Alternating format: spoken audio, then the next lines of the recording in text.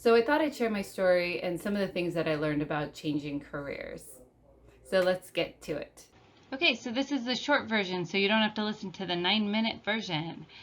So I found myself what felt like pigeonholed into an executive assistant role, and after figuring it out, I decided I wanted to move into something where I could help people find their best job fit and work directly with those that were coming out of either recovery or homelessness.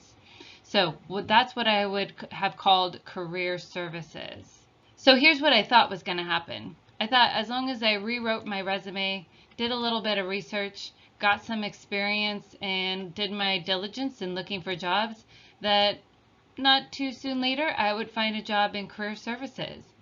But that is not what happened. So what happened was I decided I did need to get some experience, so I volunteered at the Union Gospel Mission and another nonprofit, helping with resumes and skill assessment and those that were leaving the programs to move towards work. In that process, I found that I had to get another job because I needed to pay my bills. And I was not finding work in career services. I didn't know why. Nobody was calling me back. I thought as long as I had a little bit of experience on my resume, they would be able to see that I had the skills. And that was not the case. So I had to get another job.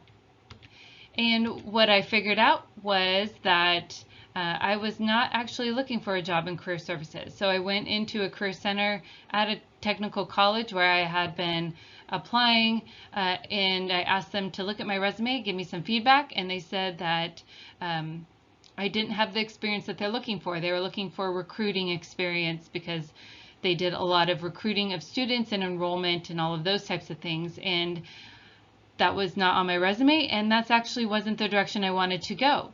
So I was a little bit lost at that point, didn't know what was happening, didn't even know where to go at that point. I ended up leaving that job and started my own resume writing business. So I'm one of those people that is very goal oriented, that if I can't get there one way, I'm going to get there another way. So I decided, you know what, if the jobs aren't going to come through, I'll start my own job. And so I started a resume writing business out of that time period. And then during that time, I did some informational interviews. I was continuing to try to figure out what the direction was that I needed to go. And then I ended up moving.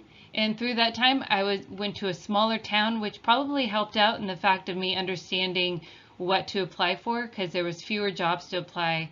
And I ended up getting a job at a one-stop, similar to a WorkSource, as a employment specialist.